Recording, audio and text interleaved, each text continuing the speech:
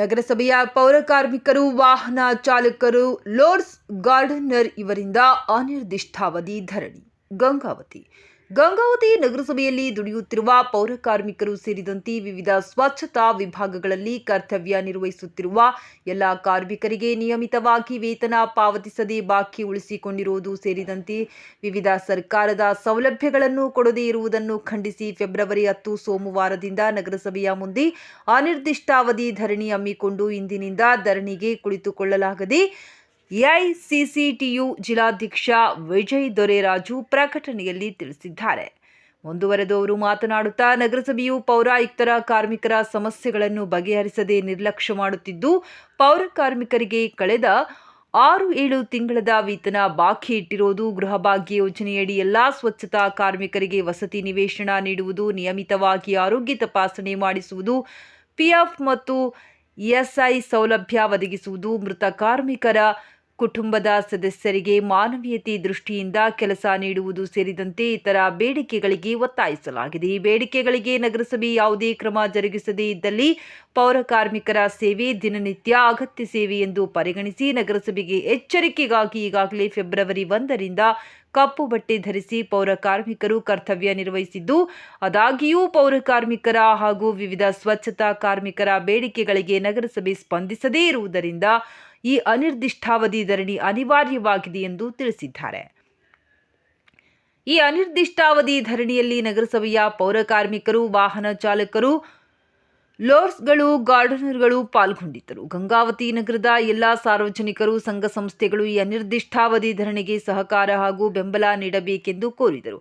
ಈ ಸಂದರ್ಭದಲ್ಲಿ ಎಐಸಿಸಿಟಿಯು ಸಂಘಟನೆಯ ಸಣ್ಣ ಹನುಮಂತಪ್ಪ, ಹುಲಿಹೈದರ್, ಪ್ರಗತಿಪರ ಪೌರ ಕಾರ್ಮಿಕರು ಹಾಗೂ ವಾಹನ ಚಾಲಕರ ಸಂಘಟನೆಗಳ ಪರಶುರಾಮ್, ಕೇಶವ ನಾಯ್ಕ, ಬಾಬರ್, ರಮೇಶ್ ಕೆ, ಕನಕಪ್ಪ ನಾಯ್ಕ, ಭೀಮಣ್ಣ, ಮಾಯಮ್ಮ, ಪಾರ್ವತಮ್ಮ, ಹೊನ್ನಾಳಪ್ಪ, ಕೊಟ್ರೇಶ್, ಹುಲಿಗೆಮ್ಮ, ಕೆಂಚಮ್ಮ, ಗಿಡ್ಡಪ್ಪ, ಹನುಮಂತ, ಹೇಮಣ್ಣ ಉಪಸ್ಥಿತರಿದ್ದರು.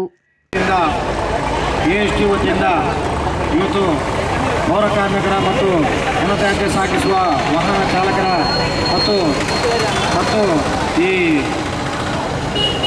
ಉದ್ಯಾನವನ ಮತ್ತು ಬಸ್ ಸ್ಟ್ಯಾಂಡ್ ಕೆಲಸ ಮಾಡ್ತಿರುವಂಥ ನಮ್ಮ ಕಾರ್ಮಿಕರ ಪರ ಬೇಡಿಕೆಗಳ ಈಡೇರಿಕೆ ಒತ್ತಾಯಿಸಿ ಇಂದು ಅನಿರ್ದಿಷ್ಟ ಧರಣಿಯನ್ನು ನಗರಸಭೆ ಮುಂದೆ ಹಮ್ಮಿಕೊಳ್ಳಲಾಗಿದೆ. ಈ 2 ವರ್ಷದಿಂದ ಸತತ ಹಲವು ಬಾರಿ ಮನವಿ ಮಾಡಿದರೂ ಯಾವುದೂ ಪ್ರಯೋಜನ ಆಗಲಿಲ್ಲ. ಹಲವು ಸಾರಿ ಪೌರಾಯುಕ್ತರು ಮತ್ತು ಅಲ್ಲಿ ಸಿಬ್ಬಂದಿಗಳು ನಮಗೆಲ್ಲ ಬರೀ ಆಶ್ವಾಸನೆ ಕೊಟ್ಟಿದ್ರಲ್ಲೇ ದಿನಗಳು ಕಳೆದರು. ಈಗ ಕೆಲವರಿಗೆ 2 ತಿಂಗಳ, ಕೆಲವರಿಗೆ 3 ತಿಂಗಳ, 7 ತಿಂಗಳ, 8 ತಿಂಗಳ ಈ ಥರ ವೇತನಗಳು ಬಾಕಿ ಇಟ್ಕೊಂಡು ಮತ್ತು ಆಮೇಲೆ ಅವ್ರದ್ದು ಸಂಕಷ್ಟ ಭತ್ಯೆ ಮತ್ತು ಆಮೇಲೆ ಅವರಿಗೆ ಆರೋಗ್ಯ ಭದ್ರತೆ ವಿಷಯವಾಗಿರಲಿ ಅದೆಲ್ಲದನ್ನು ಯಾವುದೂ ಗಣ್ಯ ತೋರಿಲ್ಲ. ಆ ವಿಷಯವಾಗಿ ಅನಿರ್ದಿಷ್ಟ ನನಗೆ ಇದು ಮಾಡಿದ್ವಿ. ಈಗ ಹೆಚ್ಚಿನದಾಗಿ ನಮ್ಮ ಪರಶುರಾಮ್ ಕಾಂಬೇಡವರು ವಿವರವಾಗಿ ಹೇಳ್ಕೊಡ್ತೀವಿ. ಏನು ಇವತ್ತು ನಾವು ಮುಖ್ಯವಾಗಿ ಇವತ್ತು ಅನಿರ್ದಿಷ್ಟ ಧರಣಿ ನಗರಸಭೆ ಮುಂದೆ ಮಾಡ್ಬೇಕಂತೇನು ಅಂದ್ಕೊಂಡಿರಲಿಲ್ಲ.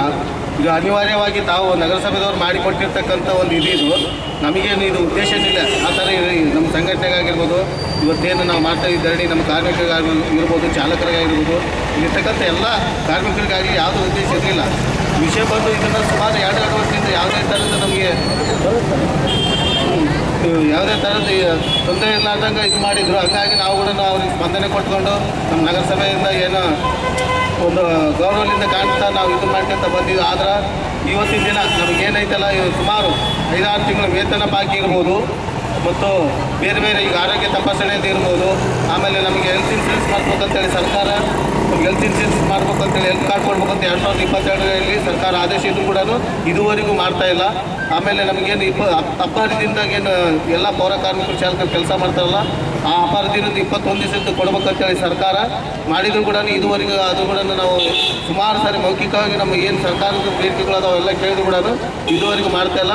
ಮುಖ್ಯವಾಗಿ ನಾವು ಮೇನ್ ಇವತ್ತು ನಗರಸಭೆಯಲ್ಲಿ ಕೇಳಬೇಕಾಗಿರೋದು ಎಲ್ಲ ನಮ್ಮ ಕಾರ್ಮಿಕರು ನಾವೆಲ್ಲರೂ ಇವತ್ತು ನಗರಸಭೆಯಲ್ಲಿ ಸುಮಾರು 15-20 ವರ್ಷದಿಂದ ಪೌರ ಕಾರ್ಮಿಕರು ನಿರಂತರ ಕೆಲಸ ಮಾಡಿ ಈ ಒಂದು ನೈರ್ಮಲ್ಯದಂತೆ ಕೆಲಸ ಮಾಡಿ ಇಲ್ಲಿ ಏನು ತೀರ್ಕೊಂಡಿರ್ತಾರೆ, ಹಲವಾರು ರೋಗ ರೋಗ ರುಚಿಗಳಿಂದ ತೀರ್ಕೊಂಡಿರ್ತಾರೆ ಕೆಲಸ ಮಾಡಿ. ಅಂಥವರ ಅವಲಂಬಿತರ ಮಕ್ಕಳನ್ನ ಸ್ವಲ್ಪ ಒಂದೇನು ನಗರಸಭೆಯಲ್ಲಿ ಯಾವುದೇ ಕಾಂಟ್ರಾಕ್ಟ್ ಬೇಸಿಕ್ ಇರ್ಬೋದು, ಬೇರೆ ಬೇರೆ ವಿಚಾರದಾಗ ಏನು ನಗರಸಭೆದಾಗ ಏನು ತೊಗೊತಾರಲ್ಲ, ಒಂದು ಮಾನವೀಯತೆ ದೃಷ್ಟಿಯಿಂದ ಅನುಕಂಪ ಬೇಡ, ಅನುಕಂಪ ಇಲ್ಲ, ಅದು ನಮಗೆ ಗೊತ್ತೈತೆ. ಅನುಕಂಪ ಬೇಡ, ಅನುಕಂಪ ಮಾನವೀಯತೆಯಿಂದ ಅವ್ರನ್ನ ಈ ಒಂದು ನಗರಸಭೆಯಲ್ಲಿ ತಗೋಬೇಕಂತೇಳಿ ಹಲವು ಬಾರಿ ಮೌಖಿಕವಾಗಿ ಲೆಟರ್ ಮುಖಾಂತರ ನಮ್ಮ ಅಧಿಕಾರಿಗಳಿಗೆ, ನಗರಸಭೆಯ ಅಧಿಕಾರಿಗಳಿಗೆ, ಮಾನ್ಯ ಪೌರಾಯುಕ್ತರಿಗೆ ನಾವು ಗಮನಕ್ಕೆ ತಂದಿದ್ವಿ. ಅವ್ರಿನ್ನೂ ಅದಕ್ಕೆ ಯಾವುದೇ ರೀತಿಯಲ್ಲಿ ಸ್ಪಂದನೆ ಕೊಟ್ಟಿಲ್ಲ. ಇದನ್ನು ನಾವು ಮುಂದಿಟ್ಕೊಂಡು ಇವತ್ತು ಅನಿವಾರ್ಯವಾಗಿ ಈ ಒಂದು ಧರಣಿ ಮುಂದುವರಿಸಿವಿ. ನಮಗೇನು ಈ ಬೇಡಿಕೆಗಳು, ಒತ್ತಾಯಗಳು ಏನದಾವಲ್ಲ, ಇವು ಕೂಡಲೇ ನಾವು ಏನಪ್ಪ ನಮ್ಮ ನಗರಸಭೆ ಇದು ನಮ್ಮ ಊರು, ನಾವು ಈ ರೀತಿ ಮಾಡೋದ್ರಿಂದ ನಮಗೂ ಗೊತ್ತಾಗ್ತೈತಿ ಈ ಥರ ಮಾಡೋದು ಒಳ್ಳೆಯದಲ್ಲ, ಒಂದು ಸಂಸ್ಥೆದಾಗ ಇದು ಮಾಡೋದು. ಆದರೆ ನಮಗೆ ಪೂರ್ತಿ ಒತ್ತಡ ಮಾಡಿ ಅವರೇ ಒಂದು ಬೀದಿ ಬರಂಗ ಒಂದು ಪರಿಸ್ಥಿತಿ ತಂದು ನಮಗೆ ಕೂಡಿಸುವ ಒಂದು ವ್ಯವಸ್ಥೆ ಮಾಡಿದ್ದಕ್ಕೆ ನಾವು ಅನಿವಾರ್ಯ ಕೂಡ್ತೀವಿ. ಆದಷ್ಟು ಇದನ್ನು ಆ ಥರ ಆಗ್ಲಾರ್ದಂಗೆ ನಮ್ಮ ಸಂಬಂಧಪಟ್ಟ ಎಲ್ಲ ಅಧಿಕಾರಿಗಳು ಬಂದು ಕೂಡಲೇ ಇದು ಇತ್ಯರ್ಥ ಮಾಡಿ ನಾಳೆಯಿಂದ ನಮ್ಮ ಕೆಲಸಕ್ಕೆ, ಯಾಕಂದರೆ ದಿನನಿತ್ಯದ ಕೆಲಸ, ಹೊಲಸ ನೈರ್ಮಲ್ಯ ಕೆಲಸ ಒಂದು ದಿವಸ 2 ದಿವಸ ಮಾಡಿಲ್ಲ ಅಂದ್ರೆ ಊರು ಒಬ್ಬನಾಟ ಅವರಿಗೆಲ್ಲ ಗಮನಕ್ಕಿದೆ. ಇಂಥ ಒಂದು ಪರಿಸ್ಥಿತಿಯಾಗ ನಾವು ಎಲ್ಲ ಕೆಲಸ ಮಾಡ್ತೀವಿ. ಇವತ್ತಿನ ದಿವಸ ಪೌರ ಕಾರ್ಮಿಕರು ಮತ್ತು ಎಲ್ಲ ರೈತರಂದ್ರೆ ಭಾಳಷ್ಟು ಒಂದು ನಮ್ಮ ದೇಶದಾಗ ಭಾಳ ಇದನ್ನು ನೋಡಿ ಕಾಣ್ತಾರೆ. ಅಂಥದ್ದು ಇವತ್ತು ಬೀದಿಗೆ ಬಂದು ನಾವು ಕೂತೀವಿ ಅಂತಂದ್ರೆ ಅವ್ರು ಅರ್ಥ ಮಾಡ್ಕೋಬೇಕು.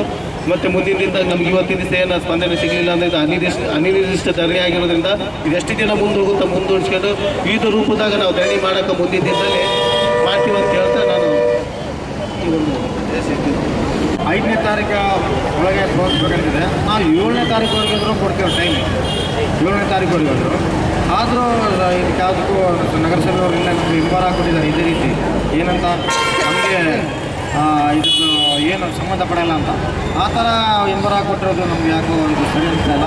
ಅದ್ರ ಸಲುವಾಗಿ ನಾವು ಇನ್ನೂ ಬೇಜಾರಾಗಿ ಇವತ್ತು ಬೆಳಿಗ್ಗೆ ಅವ್ರು ನಾವು ಗಟ್ಟಿ ನಿರ್ಧಾರ ತಗೊಳ್ಳುವಂಥ ಒಂದು ವ್ಯವಸ್ಥಿತರ ಕಾರಣ ಅವ್ರು ನಿನ್ನೆ ಕೊಟ್ಟಂಥ ಹಿಂಬರಹ, ಆ ಹಿಂಬರಹದಲ್ಲಿ ನಮ್ಗೆ ಯಾವುದೋ ಸಮಾಧಾನ ಇಲ್ಲ. ಅದ್ರ ಸಲುವಾಗಿ ನಾವು ಮತ್ತೆ ನಮ್ಮ ಕಾರ್ಮಿಕರು ಎಲ್ಲ ಒಪ್ಕೊಂಡು ಇಲ್ಲ ಇದು ಆಗೋದಿಲ್ಲ ಸರ್, ಇದು ಕುಂದಿರಬೇಕಂತ ಮೇಲೆ ನಾವು ಅನಿರ್ದಿಷ್ಟ ಧರಣಿಯನ್ನು ಪೂರೈಸಿ ಇಲ್ಲಿ ನಾವು ಕೆಲಸ ಮಾಡೋಂಥವ್ರು ಸಂಬಳ ಕೊಟ್ಟಿಲ್ಲ ಸ್ವಾಮಿ, ನಮ್ಮ ಸಂಬಳ ಕೊಡಿ, ನಾವು ಬಡವರು, ನಾವು ಹೆಂಗೆ ಬದುಕಬೇಕಂತ ಹೋದ್ರೆ ನಮ್ಮನ್ನು ಹೊರಗಡೆ ಕಸ ಮಾಡಿ ಒಯ್ತಾರೆ ಸಾಹೇಬ್. ಕಸ ಮಾಡಿ ಹೋಗಿದಾಗ ನಾವೆಲ್ಲರೂ ನಾವು ದುಡಿದ್ರೂ ಸಾರ್ತಿಲ್ಲ ಅಂತೇಳಿ ಸುಮ್ಮನೆ ಮಕ್ಕ ಸಫರ್ ಮಾಡ್ಕೊಂಡು ಹೊರಗೆ ಬರ್ತೀವಿ. ಇಂಥ ಗುಡ್ಡದಂಥ ಜಾತ್ರೆಗ ಇಡೀ 1 ತಿಂಗಳ ಜಾತ್ರೆ, ಜಂತ್ರಗಳ ಜಾತ್ರೆ ಕೈಯಾಗ ಮಳೆ ಕಾಣಲಾರ್ದಂಗೆ ಮಾಡಿಬಿಟ್ರು ಸಾಹೇಬ್. ಇದ್ರಾಗ ನಾವು ಹೆಂಗೆ ಬದುಕಬೇಕು? ದುಡ್ದು ಗೋಳಾಟ ನಮ್ದು. ಹೌದು, ನಾವೇನು ಪುಕ್ಸಟೆ ಕೇಳ್ತಾ ಇಲ್ಲ, ದುಡಿತೀವಿ ನಾವು ದುಡಿತೀವಿ, ಏಲಾಗ ಹುಚ್ಚಾಗ ದುಡಿತೀವಿ. ನಮಗೆ ಸಂಬಳ ಕೊಡಿ, ಸರ್ಕಾರದಿಂದ ಆರ್ಡ್ರ್ ಆಗಿದ್ದೇನೈತೆ ಅದನ್ನು ಕೊಡಿ ಅಂತ ನಾವು ಕೇಳ್ತೇವೆ ಸರ್.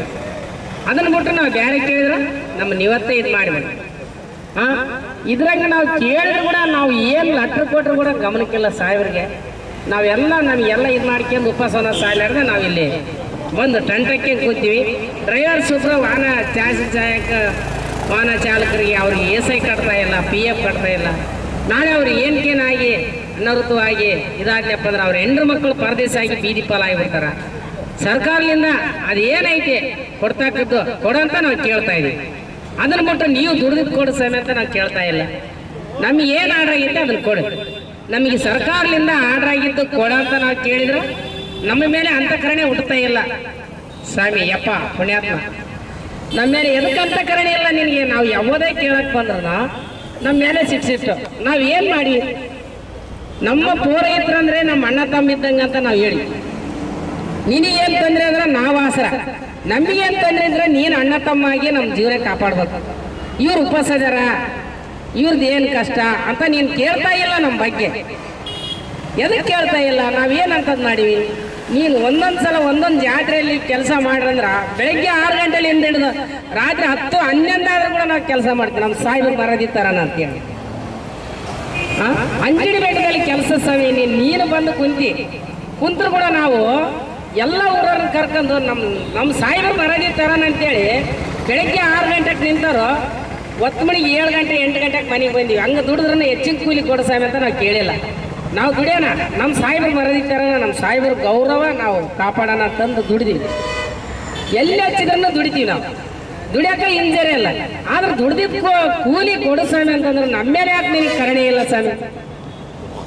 ಅಂತ ನಾವು ಏನು ಮಾಡೀವಿ?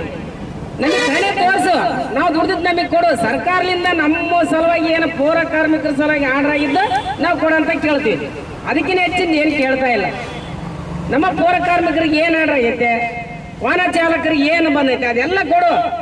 ಎಲ್ಲರೂ ದುಡಿಯಂತ ಪೌರ ಕಾರ್ಮಿಕರು ನಾವು, ಅದನ್ನ ನಾವು ನ್ಯಾಯ ಕೇಳ್ಬೇಕು.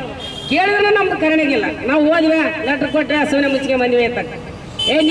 ನೀವ್ಯಾರು ನಾವು ಯಾರು ಮನುಷ್ಯ ಸಾಕಾಗಿ ಹೆಸರು ಬಂದು ಈಗ ಅವರೇ ನಮಗೆ ಹೋರಾಟಕ್ಕೆ ದಾರಿ ಮಾಡಿ ಕೊಟ್ಟಂಗ ನಾವು ಇಲ್ಲಿ ಹೋರಾಟಕ್ಕೆ ಕೂತೀವಿ. ನಮ್ಮ ಕೆಲಸ ಈಡೇರೋವರೆಗೆ ನಾವು ಕುಂತು ಜಾಗ ಬಿಟ್ಟರೆ ಎದ್ದೊಳಗಲ್ಲ. ಬೇಕೇ ಬೇಕು, ಬೇಕೇ ಬೇಕು. ಯಾತಕ್ಕಾಗಿ ಮತ್ತು ವಾಹನ ಚಾಲಕರು ಹಾಗೂ ಗಾರ್ಡನ್ ಕಾರ್ಮಿಕರು ಎಲ್ಲ ಸಂಘಟನೆಯ ಸ್ನೇಹಿತರೆಲ್ಲರೂ ಕೂಡ ಸೇರಿಕೊಂಡು ಇವತ್ತಿನ ದಿನ ಏನು ವಿವಿಧ ಬೇಡಿಕೆಗಳನ್ನು ಇಟ್ಕೊಂಡು ಈ ಒಂದು ಅನಿರ್ದಿಷ್ಟಾವಧಿ ಪ್ರತಿಭಟನೆಯನ್ನು ಮಾಡ್ತಾ ಇದ್ದೀವಿ. ಈ ಪ್ರತಿಭಟನೆಯ ಮೂಲ ಉದ್ದೇಶ ಇಷ್ಟೇ, ಪೌರ ಕಾರ್ಮಿಕರಿಗೆ 2 ತಿಂಗಳಿಂದ ಪೇಮೆಂಟ್ ಇಲ್ಲ, ವಾಹನ ಚಾಲಕರಿಗೆ ಒಂದು 4 ತಿಂಗಳಿಂದ ಪೇಮೆಂಟ್ ಇಲ್ಲ. ಹೀಗಾಗಿ ಈ ಒಂದು ವೇತನವನ್ನು ಕೊಡಬೇಕು ಅನ್ನುವಂಥ ಬೇಡಿಕೆಯನ್ನು ಇಟ್ಕೊಂಡು ಮಾನ್ಯ ಪೌರಾಯುಕ್ತರವರಿಗೆ ಈ ಹಿಂದೆ ಸುಮಾರು ಸಾರಿ ನಾವು ಮನವಿ ಪತ್ರವನ್ನು ಸಲ್ಲಿಸಿದ್ದಿದೆ. ಸೊ ಪೌರಾಯುಕ್ತರವರು ಈ ಒಂದು ಪೌರ ಕಾರ್ಮಿಕರ ವೇತನವನ್ನು ಕೊಡದೇನೆ ನಿರ್ಲಕ್ಷ್ಯ ತೋರಿಸಿದ್ರಿಂದ ನಾವು ಈ ಒಂದು ಅನಿರ್ದಿಷ್ಟಾವಧಿ ಪ್ರತಿಭಟನೆಯನ್ನು ಮಾಡ್ತಾ ಇದ್ದೀವಿ. ಗಂಗಾವತಿ ನಗರವನ್ನು ಸ್ವಚ್ಛವಾಗಿ ಇಟ್ಕೊಂಡು ಗಂಗಾವತಿ ನಗರದ ಸಾರ್ವಜನಿಕರಿಗೆ ಯಾವುದೇ ಕಾಯಿಲೆಗಳು ಬರದೇ ಇರುವಂಗೆ ನೋಡಿಕೊಳ್ಳುವಂಥ ಒಂದು ಉತ್ತಮವಾದ ಕೆಲಸವನ್ನು ಮಾಡ್ತಿರ್ತಕ್ಕಂಥ ಪೌರ ಕಾರ್ಮಿಕರಿಗೆ ಸರ್ಕಾರ ಪ್ರತಿ ತಿಂಗಳು 5ನೇ ತಾರೀಕಿನ ಒಳಗಡೆಯಾಗಿ ಏನು ಮುನ್ಸಿಪಾಲ್ಟಿಗೆ ಫಂಡ್ ಜಮಾ ಆಗುತ್ತಾ ಆ ಒಂದು ನಿಧಿಯಲ್ಲಿ ಪೌರ ಕಾರ್ಮಿಕರಿಗೆ ಮೊದಲನೇ ಆದ್ಯತೆಯನ್ನು ಕೊಟ್ಟು 5ನೇ ತಾರೀಕಿನ ಒಳಗಡೆ ವೇತನವನ್ನು ಅವರಿಗೆ ಮಂಜೂರು ಮಾಡಲಿ. ಅದಾದಮೇಲೆ ಬೇರೆ ಕೆಲಸಗಳಿಗೆ ನೀವು ಆ ಒಂದು ನಿಧಿಯನ್ನು ಉಪಯೋಗ ಮಾಡಿರಿ ಅನ್ನುವಂಥದ್ದನ್ನು ಸರ್ಕಾರ ಆದೇಶ ಮಾಡಿದೆ. ಸೊ ಅದಕ್ಕೆ ಇಲ್ಲಿನ ಪೌರಾಯುಕ್ತರು ಯಾವುದೇ ಕಿಮ್ಮತ್ತು ಕೊಡದೇನೆ, ಸರ್ಕಾರದ ಆದೇಶಗಳಿಗೆ ಯಾವುದೇ ಕಿಮ್ಮತ್ತು ಕೊಡದೇನೆ ತಮಗೆ ಏನು ತಿಳಿಯುತ್ತೋ ತಮ್ಮ ಮನಸ್ಸಿನಲ್ಲಿ ಏನು ಬರುತ್ತೋ ಅದೇ ಒಂದು ಕಾನೂನಾಗಿ ಇಲ್ಲಿ ಒಂದು ಜಾರಿ ಮಾಡ್ತಾ ಇದ್ದಾರೆ. ಸೊ ಸುಮಾರು ಒಂದು 2 ತಿಂಗಳ 3 ತಿಂಗಳಿಂದ ಕಾರ್ಮಿಕರಿಗೆ ಪೇಮೆಂಟ್ ಇಲ್ಲ ಅಂತಂದರೆ ಅವರು ಯಾವ ರೀತಿ ಜೀವನ ಮಾಡಬೇಕು ಅನ್ನುವಂಥದ್ದನ್ನು ಪೌರಾಯುಕ್ತರು ಅವರಿಗೆ ಮನವರಿಕೆ ಮಾಡಿಕೊಟ್ಟಾಗಿದೆ. ಈಗಾಗಲೇ ಅವರು ಇದನ್ನು ಯಾವುದೂ ಕೂಡ ಗಮನಕ್ಕೆ ತಗೊಳ್ದೇನೆ ಸರ್ಕಾರದ ಮೇಲೆ ಆರೋಪ ಮಾಡ್ತಾ ಇದ್ದಾರೆ. ಸರ್ಕಾರ ನಮಗೆ ಫಂಡ್ ಕೊಟ್ಟಿಲ್ಲ, ಹಾಗಾಗಿ ನಿಮಗೆ ವೇತನ ಕೊಡೋಕ್ಕಾಗಲ್ಲ ಅಂತೇಳಿ. ಸೊ ಇಲ್ಲೇ ಕಲೆಕ್ಷನ್ ಆಗಿರುವಂಥ ಫಂಡಲ್ಲಿ ಪೌರ ಕಾರ್ಮಿಕರಿಗೆ ವೇತನ ಕೊಡೋಕೆ ಅವಕಾಶ ಇದ್ದರೂ ಕೂಡ ಇದುವರೆಗೆ ಕೊಡದೇ ಅವರಿಗೆ ಅನ್ಯಾಯ ಮಾಡಿರ್ತಕ್ಕಂಥದ್ದಿದೆ. ಹಾಗಾಗಿ ಗಂಗಾವತಿ ನಗರದ ಎಲ್ಲ ಸಾರ್ವಜನಿಕರು ಕೂಡ ಈ ಒಂದು ಹೋರಾಟದಲ್ಲಿ ಭಾಗವಹಿಸಿ ತಮ್ಮ ಗಂಗಾವತಿ ನಗರವನ್ನು ಸ್ವಚ್ಛವಾಗಿಡಲು ಕೆಲಸ ಮಾಡ್ತಿರ್ತಕ್ಕಂಥ ಪೌರ ಕಾರ್ಮಿಕರಿಗೆ ತಮ್ಮೆಲ್ಲರೂ ಸಹಕಾರ ಮಾಡಬೇಕು. ಅವರಿಗೆ ವೇತನ ಇರ್ಬೋದು, ESI ಇರ್ಬೋದು, PF ಇರ್ಬೋದು, ಗೃಹಭಾಗ್ಯ ಯೋಜನೆ ಅಡಿಯಲ್ಲಿ ಏನು ಮನಿಗಳನ್ನು ಕೊಡಬೇಕಾಗಿದೆ ಬರೀ ಪರ್ಮನೆಂಟ್ ಪೌರ ಕಾರ್ಮಿಕರಿಗೆ ಮಾತ್ರ ಕೊಡ್ತಾ ಇದ್ದಾರೆ. ಅದನ್ನು ನೇರ ಪಾವತಿ ಪೌರ ಕಾರ್ಮಿಕರು ಕೂಡ ಕೊಡಬೇಕು ಅನ್ನುವಂಥ ಬೇಡಿಕೆಯನ್ನು ಇಟ್ಕೊಂಡು ಈ ಪೌರ ಕಾರ್ಮಿಕರು ಹೋರಾಟ ಮಾಡ್ತಾ ಇದ್ದೀವಿ. ಈ ಒಂದು ಹೋರಾಟದಲ್ಲಿ ಗಂಗಾವತಿ ನಗರದ ಸಾರ್ವಜನಿಕರು ಎಲ್ಲರೂ ಕೂಡ ಭಾಗವಹಿಸಿ ಈ ಪೌರ ಕಾರ್ಮಿಕರ ಹೋರಾಟವನ್ನು ಯಶಸ್ವಿಗೊಳಿಸಬೇಕು ಅನ್ನುವಂಥ ಮನವಿಯನ್ನು ಮಾಡ್ತಾ ಇದ್ದೇನೆ.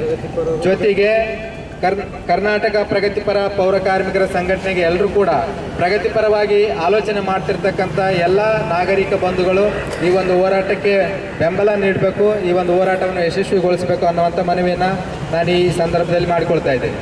ಸೊ ಪೌರ ಕಾರ್ಮಿಕರು ಮತ್ತು ವಾಹನ ಚಾಲಕರು ಇವರೆಲ್ಲರೂ ಕೂಡ ತಮ್ಮ ಬೇಡಿಕೆಯನ್ನು ಇಟ್ಕೊಂಡು ಈ ಅನಿರ್ದಿಷ್ಟಾವಧಿ ಪ್ರತಿಭಟನೆಯನ್ನು ಮಾಡುವಂಥ ಸಂದರ್ಭದಲ್ಲಿ ನಗರಸಭೆಯ ಒಂದಿಷ್ಟು ಅಧಿಕಾರಿಗಳು ಬಂದು ಆಫೀಸಲ್ಲಿ ಮಾತಾಡೋಣ ಅನ್ನುವಂಥ ಮಾತನ್ನು ಹೇಳ್ತಾ ಇದ್ದಾರೆ. ಅದು ಸರಿಯಲ್ಲ. ಸೊ ಸಾರ್ವಜನಿಕವಾಗಿ ನಾವೆಲ್ಲರ ಜೊತೆಗೆ ಹೋರಾಟ ಮಾಡುವಂಥ ಸಂದರ್ಭದಲ್ಲಿ ಎಲ್ಲರೂ ಮುಂದಗಡೆನೇ ಬರಬೇಕು.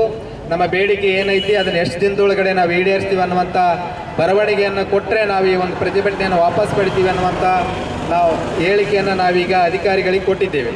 ಸೊ ಪೌರಾಯುಕ್ತರು ಈ ಒಂದು ಹೋರಾಟವನ್ನು ನೋಡಿ ಕೂಡ ನೋಡದೇ ಇರುವಂಗೆ ಹೋಗಿರ್ತಕ್ಕಂಥದ್ದು ಸರಿಯಲ್ಲ. ಈ ಒಂದು ಹೋರಾಟವನ್ನು ಗಮನಕ್ಕೆ ತಗೊಳ್ದೇನೆ ನೀವು ಎಷ್ಟು ಬೇಕಾದರೂ ಅಲ್ಲಿ ಅನಿರ್ದಿಷ್ಟಾವಧಿ ಪ್ರತಿಭಟನೆ ಮಾಡಿ ನಾನು ಅಲ್ಲಿ ನಿಮ್ಮ ಮುಂದೆ ಬರೋದಿಲ್ಲ ಅನ್ನುವಂಥ ಉದ್ದಟತನವನ್ನು ತೋರಿಸಿ ತಾವೀಗೇನು ನಗರಸಭೆಯಿಂದ ಹೊರಗಡೆ ಹೋಗಿದ್ದೀರಿ ಅದು ಅಷ್ಟೊಂದು ಸರಿಯಲ್ಲ. ಸೊ ಈ ಹೋರಾಟದಲ್ಲಿ ಬರಬೇಕು, ನಮ್ಮ ಬೇಡಿಕೆಗಳನ್ನು ಕೇಳಬೇಕು, ಬೇಡಿಕೆಯನ್ನು ಈಡೇರಿಸ್ತೀವಿ ಅನ್ನುವಂಥ ಬರವಣಿಗೆಯನ್ನು ಕೊಟ್ಟಾದಮೇಲೆ ನಾವು ಈ ಒಂದು ಅನಿರ್ದಿಷ್ಟಾವಧಿ ಪ್ರತಿಭಟನೆಯನ್ನು ವಾಪಸ್ ಪಡಿತೀವಿ. ಕಾರ್ಮಿಕರ ಮೇಲೆ ನೀವೇನು ಅಧಿಕಾರನ ತೋರಿಸ್ತಾ ಇದ್ದೀವಿ, ದರ್ಪ ಮಾಡ್ತಾ ಇದ್ದೀರಿ, ಇದನ್ನು ಬಿಟ್ಟು ಅವರ ಜೀವನೋಪಾಯಕ್ಕೆ ವೇತನ ಕೊಡಬೇಕು, ಅವರಿಗೆ ಇನ್ಶೂರೆನ್ಸ್ ಮಾಡಿಸ್ಬೇಕು, ID ಕಾರ್ಡ್ ಕೊಡಬೇಕು, ಪೌರ ಕಾರ್ಮಿಕರಿಗೆ ಏನೆಲ್ಲ ಸೌಲಭ್ಯ ಕೊಡಬೇಕು ಆ ನಿಟ್ಟಿನಲ್ಲಿ ಕೆಲಸ ಮಾಡುವಂಥದ್ದನ್ನು ಪೌರಾಯುಕ್ತರು ಕಲಿಬೇಕು ಅನ್ನುವಂಥ ಮಾತನ್ನು ಹೇಳೋಕ್ಕೆ ಇಷ್ಟಪಡ್ತೀನಿ. ಸೊ ಬರೀ ಕಾರ್ಮಿಕರ ಮೇಲೆ ದಬ್ಬಾಳಿಕೆ ಮಾಡೋದು ಅಷ್ಟೇ ನಿಮ್ಮ ಕೆಲಸ ಅಲ್ಲ. ಅವರ ಜೀವನೋಪಾಯಕ್ಕೆ ಏನೆಲ್ಲ ಬೇಕೋ ಆ ಒಂದು ವ್ಯವಸ್ಥೆಯನ್ನು ಕಲ್ಪಿಸೋದು ನಿಮ್ಮ ಕೆಲಸ. ನಿಮ್ಮ ಕೆಲಸನ ಬಹುಶಃ ನೀವು ಮರ್ತೀರಿ ಅಂತ ಅಂದ್ಕೊಂಡಿದ್ದೀನಿ. ಅದಕ್ಕೆ ನಾನು ನಿಮಗೆ ನೆನಪು ಮಾಡ್ತಾ ಇದ್ದೀನಿ. ನಿಮ್ಮ ಕೆಲಸ ಏನದ, ಪೌರ ಕಾರ್ಮಿಕರ ಜೀವನೋಪಾಯಕ್ಕೆ ಬೇಕಾಗಿರ್ತಕ್ಕಂಥ ಅಗತ್ಯ ಮೂಲಭೂತ ಸೌಲಭ್ಯಗಳನ್ನು ಒದಗಿಸಿಕೊಡುವ ನಿಟ್ಟಿನಲ್ಲಿ ನೀವು ಕೆಲಸ ಮಾಡಿ ಬಿಟ್ಟರೆ ಅವ್ರ ಮೇಲೆ ದರ್ಪ ಮಾಡೋದು, ದೌರ್ಜನ್ಯ ಮಾಡೋದು ಇದು ಯಾವುದೂ ಕೂಡ ಕಾನೂನಿನಾಗ ಅವಕಾಶ ಇಲ್ಲ. ಅದು ನಡೆಯೋದಿಲ್ಲ, ನಡೆಯೋಕ್ಕೆ ನಾವು ಬಿಡೋದೇ ಇಲ್ಲ. ಸೊ ಹಾಗಾಗಿ ಪೌರ ಕಾರ್ಮಿಕರ ಹಿತವನ್ನು ಕಾಪಾಡಿ ಪೌರ ಕಾರ್ಮಿಕರ ಜೊತೆಗೆ ತಮ್ಮ ಗೌರವವನ್ನು ಉಳಿಸ್ಕೊಂಡು ಇಲ್ಲಿ ಪೌರಾಯುಕ್ತರಾಗಿ ಕೆಲಸ ಮಾಡಬೇಕು ಅನ್ನುವಂಥ ಮಾತನ್ನು ಹೇಳ್ತಾ, ಈಗೇನು ಹೊಸದಾಗಿ ಟೆಂಡರ್ ಮೂಲಕ ಕಸ ವಿಂಗಡಣೆ ಘಟಕದಲ್ಲಿ ಏನು ಕಾರ್ಮಿಕರನ್ನು ತೆಗೆದುಕೊಳ್ತಾ ಇದ್ದೀರಿ, ಅದಕ್ಕೆ ಈಗಾಗಲೇ ಪೌರ ಕಾರ್ಮಿಕರು ತೀರ್ಕೊಂಡಿದ್ದಾರಲ್ಲ, ಸೊ ಅವರಿಗೆ ಸರಿಯಾದ ಆರೋಗ್ಯ ತಪಾಸಣೆ ಮಾಡ್ದೇ, ಹೆಲ್ತ್ ಚೆಕಪ್ ಮಾಡಲಾರ್ದೇ ಅವರ ಅನಾರೋಗ್ಯಕ್ಕೊಳಗಾಗಿ ಸತ್ತಿರ್ತಕ್ಕಂಥದ್ದಿದೆ. ಸೊ ಅವರ ಸಾವಿನಿಂದ ಅವರ ಕುಟುಂಬ ತೀರಾ ಆರ್ಥಿಕವಾಗಿ ಸಂಕಷ್ಟಕ್ಕೀಡಾಗಿದೆ. ಸೊ ನೀವು ಪೌರ ಕಾರ್ಮಿಕರ ಮಕ್ಕಳಿಗೆ ಏನು ಅಗತ್ಯ ಸೌಲಭ್ಯಗಳನ್ನು ಒದಗಿಸಿ ಅವರ ವಿದ್ಯಾಭ್ಯಾಸಕ್ಕೆ ಏನು ಆದ್ಯತೆ ಕೊಡಬೇಕಾಗಿತ್ತೋ ಆ ನಿಟ್ಟಿನಲ್ಲಿ ನೀವು ಕೆಲಸ ಮಾಡದೇ ಇದ್ದಿದ್ದರಿಂದ ಇವತ್ತು ಪೌರ ಕಾರ್ಮಿಕರ ಮಕ್ಕಳು ವಿದ್ಯಾಭ್ಯಾಸದಿಂದ ವಂಚಿತರಾಗಿದ್ದಾರೆ. ಹಾಗಾಗಿ ಸತ್ತಿರ್ತಕ್ಕಂಥವ್ರ ಮನೆಯಲ್ಲಿ ಕೆಲಸ ಕೊಟ್ಟು ಅವರಿಗೆ ಗೌರವಯುತವಾಗಿ ಬಾಳುವಂಥ ಒಂದು ವ್ಯವಸ್ಥೆಯನ್ನು ಮಾಡಿಕೊಡ್ರಿ ಅನ್ನುವಂಥ ಮಾತನ್ನು ಹೇಳ್ತೀನಿ. ಸೊ ನೀವು ಹಿಂಬರ ಕೊಟ್ಟಿರೋದ್ರಲ್ಲಿ ನಾವು ಗುತ್ತಿಗೆಯನ್ನು ಕೊಟ್ಟಿರ್ತೀವಿ, ಏಜೆನ್ಸಿ ಕಾರ್ಮಿಕರನ್ನು ತಂದಿರ್ತೀವಿ. ಏಜೆನ್ಸಿಯವರು ಯಾವ ಕಾರ್ಮಿಕರನ್ನು ಸರಬರಾಜು ಮಾಡ್ತಾರೋ ಅವ್ರ ಜೊತೆ ಕೆಲಸ ಮಾಡ್ಕೊಳ್ತೀವಿ ಅಂತ ಹೇಳುವಂಥದ್ದು ಏನೈತಿ, ಇದು ಆರಿಕೆ ಉತ್ತರ. ಸೊ ನಿಮ್ಮ ಮೂಲಕನೇ ನೀವು ಹೇಳ್ತಕ್ಕಂಥ ಕಾರ್ಮಿಕರನ್ನ ಅವ್ರು ತಗೊಳ್ತಾರೆ. ಸೊ ಅಲ್ಲಿ ಟೆಂಡರ್ನಲ್ಲಿರುವಂಥ ರೂಲ್ಸೇ ಬೇರೆ, ನೀವು ಮಾಡ್ತಿರ್ತಕ್ಕಂಥ ರೂಲ್ಸೇ ಬೇರೆ. ಸೊ ನೀವು ಹೆಲ್ತ್ ಇನ್ಸ್ಪೆಕ್ಟ್ರ್ ಒಬ್ಬರನ್ನ ಕರ್ಕೊಂಡ್ರೆ ಪೌರ ಕಾರ್ಮಿಕರು ಪೌರಾಯುಕ್ತ ಒಬ್ಬರನ್ನ ಕರ್ಕೊಂತ, ಸೊ ಪರಿಸರ ಅಭಿಯಂತಕರು ಒಬ್ಬರನ್ನ ಕರ್ಕೊಳ್ತಾರೆ. ಸೊ ನೀವು ಡಿವೈಡ್ ಮಾಡ್ಕೊಂಡು ಇಂತಿಷ್ಟು ಜನ ಅಂತೇಳಿ ಆಯ್ಕೆ ಮಾಡ್ಕೊಂಡು ಏನು ತಗೊಳ್ತಾ ಇದ್ರೆ ಅದೆಲ್ಲ ನಮ್ಮ ಗಮನಕ್ಕಿದೆ. ಸೊ ಕೌನ್ಸಿಲರ್ ಕೂಡ ತಗೊಳ್ತಕ್ಕಂಥದ್ದು ನಮ್ಮ ಗಮನಕ್ಕಿದೆ. ಹಾಗಾಗಿ ಸತ್ತಿರ್ತಕ್ಕಂಥ ಪೌರ ಕಾರ್ಮಿಕರ ಮನೆಯಲ್ಲಿ ಕೆಲಸಕ್ಕೆ ತಗೊಂಡು ಅದರ ನಂತರದಲ್ಲಿ ಉಳಿದಿರ್ತಕ್ಕಂಥವ್ರನ್ನ ತಗೊಳ್ರಿ, ಅದು ಮಾನವೀಯತೆ. ಸೊ ಮಾನವೀಯತೆ ದೃಷ್ಟಿಯಿಂದ ತೀರ್ಕೊಂಡಿರ್ತಕ್ಕಂಥ ಪೌರ ಕಾರ್ಮಿಕರ ಮನೆಯಲ್ಲಿ ಅವ್ರನ್ನ ಕೂಡ ಕೆಲಸಕ್ಕೆ ತಗೋಬೇಕು ಅನ್ನುವಂಥ ಮನವಿಯನ್ನು ಮಾಡಿಕೊಳ್ತೀನಿ. ಸೊ ನೀವೀಗೇನು ಹಿಂಬರ ಕೊಟ್ಟಿರ್ತೀರಿ ಅದರಲ್ಲಿ ಏನು ಬರೀ ಆರೈಕೆ ಉತ್ತರಗಳಿವೆ. ಸರ್ಕಾರ ಫಂಡ್ ಕೊಟ್ಟ ಮೇಲೆ ವೇತನ ಕೊಡ್ತೀವಿ, ಆರೋಗ್ಯ ತಪಾಸಣೆ 3 ತಿಂಗಳಿಗೆ ಒಂದ್ಸರಿ ಮಾಡಿಸ್ತೀವಿ. ಸೊ ಗುತ್ತಿಗೆ ಆಧಾರದ ಮೇಲೆ ಕೆಲಸ ಮಾಡ್ತಿರ್ತಕ್ಕಂಥವ್ರು ಏಜೆನ್ಸಿಯವ್ರಿಗೆ ಬಿಟ್ಟಿರ್ತಕ್ಕಂಥ ವಿಷಯ. ಸೊ ಸರ್ಕಾರ ಏನು ಗೈಡ್ಲೈನ್ಸ್ ಕೊಡ್ತಾ ಅದ್ರ ಪ್ರಕಾರ ಕೆಲಸ ಮಾಡ್ತೀವಿ ಅಂತೇಳಿ. ಸೊ ಸರ್ಕಾರ ಏನು ಗೈಡ್ಲೈನ್ಸ್ ಕೊಟ್ಟಿದೆ ಅದ್ರ ಪ್ರಕಾರ ನೀವು ಕೆಲಸ ಮಾಡಿದರೆ ಬಹುಶಃ ನಾವು ಹೋರಾಟ ಮಾಡಿರ್ತಕ್ಕಂಥ ಅಗತ್ಯ ನಮ್ಗೆ ಇರಲಿಲ್ಲ. ಸೊ ಸರ್ಕಾರದ ವಿರುದ್ಧನೇ ನೀವು ಕೆಲಸ ಮಾಡ್ತಿದ್ದೀರಿ. ಸೊ ಸರ್ಕಾರದ ಮಟ್ಟಿಗೆ ನಾವೀಗಾಗಲೇ ಕಂಪ್ಲೇಂಟ್ಗಳನ್ನು ಕೂಡ ಕೊಟ್ಟಿದ್ದೀವಿ. ತಮಗೆ ಈಗಾಗಲೇ ನೋಟಿಸ್ ಕೂಡ ಕಳಿಸಿದ್ವಿ, ಇಷ್ಟು ದಿನ ಯಾಕೆ ವೇತನ ಕೊಟ್ಟಿಲ್ಲ ನೀವಂತೇಳಿ. ಅವೆಲ್ಲವೂ ಕೂಡ ನಾವು ಕ್ರೋಢೀಕರಿಸ್ಕೊಂಡು ಈ ಪೌರ ಕಾರ್ಮಿಕರಿಗೆ ಏನು ನ್ಯಾಯ ಕೊಡಿಸ್ಬೇಕಾಗಿದೆ, ಇವ್ರಿಗೇನು ನ್ಯಾಯಯುತವಾದ ವೇತನ ಕೊಡಬೇಕಾಗಿದೆ, ಬಾಕಿ ವೇತನ, ಸೊ ಸಂಕಷ್ಟ ಭತ್ಯೆ ಏನು ಕೊಡಬೇಕಾಗಿದೆ. 2018ರಲ್ಲಿ ಏನು ಪ್ರತಿಭಟನೆ ಕುಂತಂಥ ಸಂದರ್ಭದಲ್ಲಿ, ಸೊ ಕೆಲಸ ಮಾಡಿ ಪ್ರತಿಭಟನೆ ಕುಂತಿರ್ತಕ್ಕಂಥ ಸಂದರ್ಭದಲ್ಲಿ ವೇತನ ಕೊಡಬೇಕು ಅಂತೇಳಿ ಕಲಬುರಗಿಯ ಕಾರ್ಮಿಕ ಅಧಿಕಾರಿಗಳ ಆದೇಶ ಮಾಡಿದ್ದಾರೆ. 30 ದಿನಗಳ ಒಳಗಾಗಿ ಈ ವೇತನವನ್ನು ಅವ್ರಿಗೆ ಕೊಡಬೇಕು ಅಂತೇಳಿ. ಸೊ ನೀವೀಗ ವರ್ಷಾನುಗಟ್ಟಲೆ 2-3 ವರ್ಷ ಆದರೂ ಕೂಡ ನೀವು ಕೊಟ್ಟಿಲ್ಲ. ಅದನ್ನು ಕೂಡ ಕಾರ್ಮಿಕರಿಗೆ ಕೊಡ್ರಿ, ಕಾರ್ಮಿಕರ ಪರವಾಗಿ ಏನು ಕೆಲಸ ಮಾಡ್ಬೇಕು ಅದನ್ನು ಮಾಡಿರಿ ಅನ್ನುವಂಥ ಒತ್ತಾಯವನ್ನು ಮಾನ್ಯ ಪೌರಾಯುಕ್ತರಿಗೆ ಸಲ್ಲಿಸ್ತಾ, ಕಾರ್ಮಿಕರ ವಿಷಯದಲ್ಲಿ ಬೇಜವಾಬ್ದಾರಿ ತೋರಿಸ್ತೇನೆ. ಅವರು ಸ್ವಚ್ಛತೆ ಕೆಲಸ ಮಾಡಿದರೆ ನಿಮಗೂ ಒಂದು ಗೌರವ ಬರುತ್ತೆ. ಅವ್ರಲಿಂದ ನೀವು ಗೌರವ ಏನು ತೆಗೆದುಕೊಳ್ತಾ ಇದ್ದೀರಿ, ಅದೇ ಗೌರವವನ್ನು ನೀವು ಪೌರ ಕಾರ್ಮಿಕರಿಗೆ ಕೊಟ್ಟು ಅವ್ರ ಜೊತೆಗೆ ಗೌರವಯುತವಾಗಿ ನಡೆದುಕೊಳ್ಳ್ರಿ. ಇಲ್ಲದೇ ಇದ್ದರೆ ಈ ಒಂದು ಅನಿರ್ದಿಷ್ಟಾವಧಿ ಪ್ರತಿಭಟನೆಯನ್ನು ನಾವು ಯಾವುದೇ ಕಾರಣಕ್ಕೆ ಹಿಂಪಡೆಯೋದಿಲ್ಲ.